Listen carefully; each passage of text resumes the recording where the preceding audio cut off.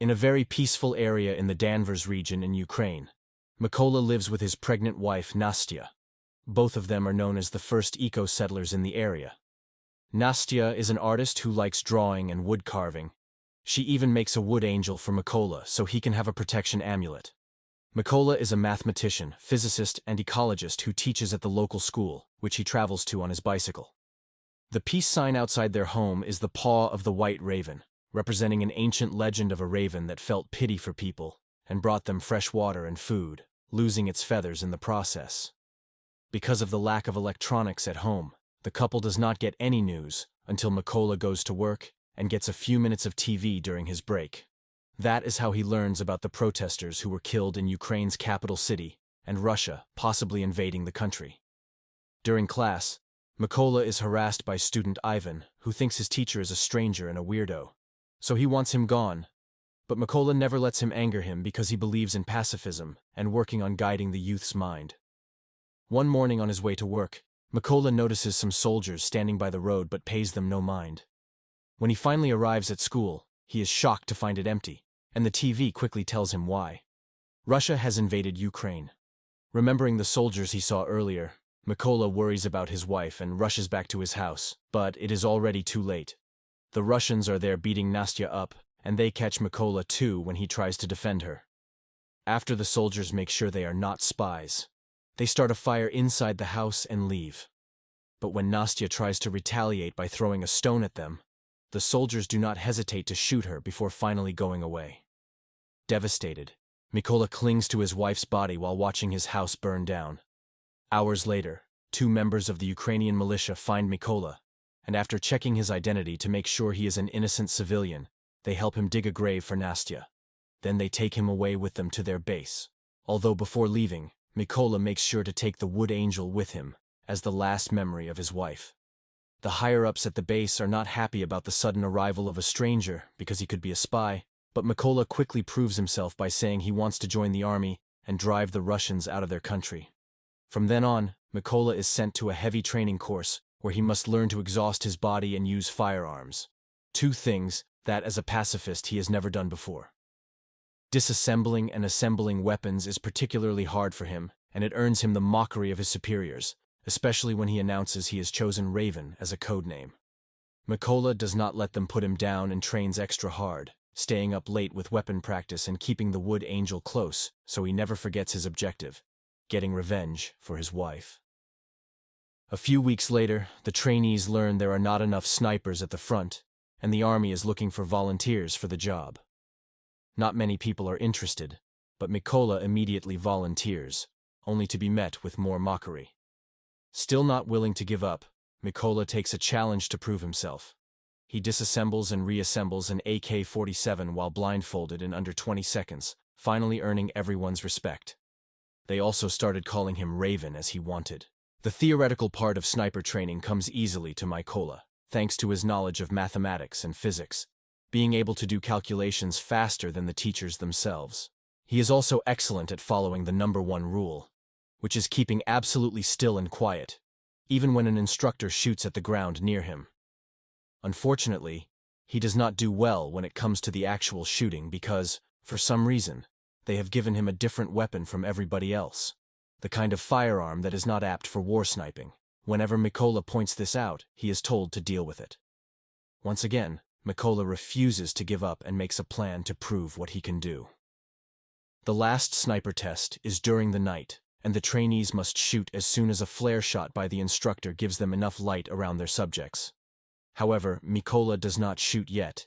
He uses the light to calculate the distance, and once the exam is over, then he shoots under complete darkness and hits the target exactly in the center, something nobody else managed.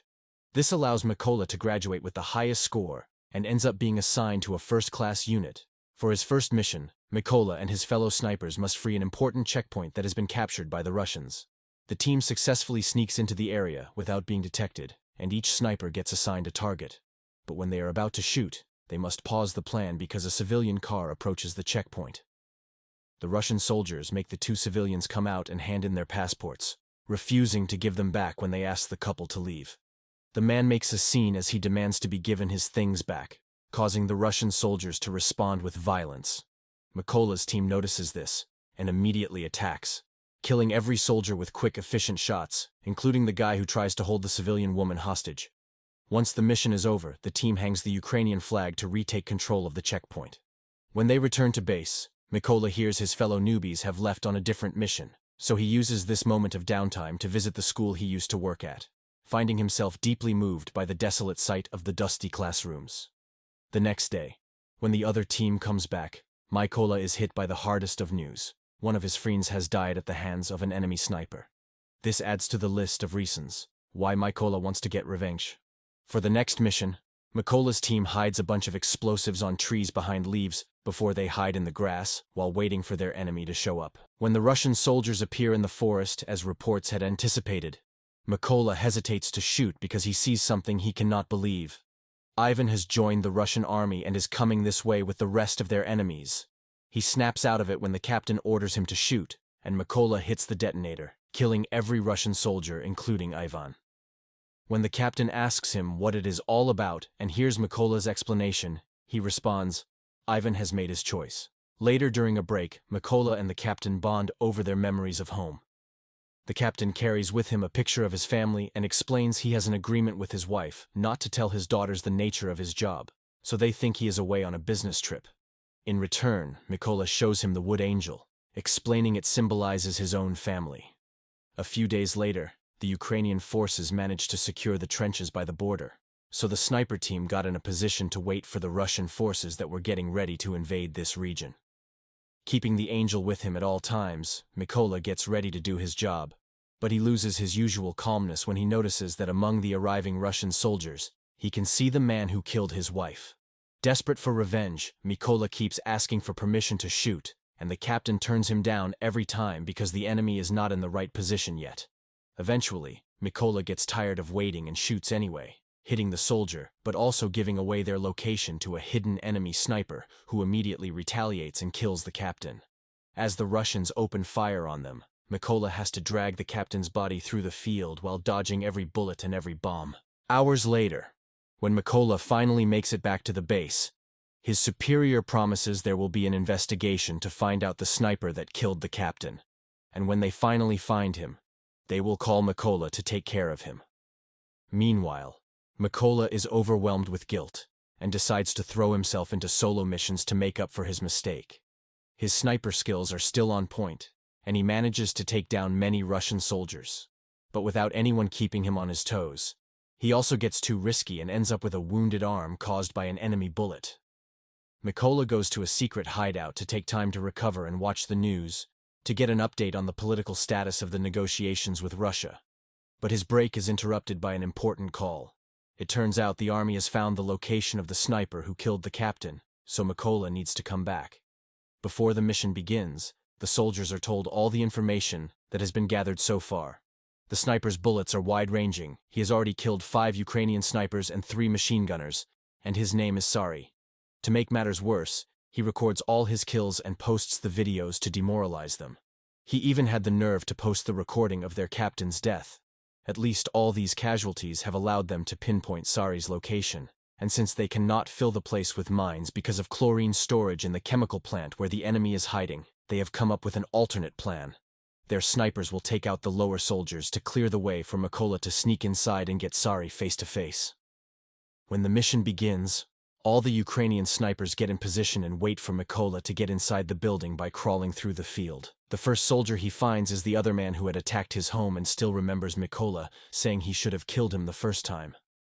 After killing him with one quick and satisfying shot, Mykola gives his teammates the okay to attack, prompting all the Ukrainian snipers to fire at the same time and managing a sweep of the area without raising any alerts.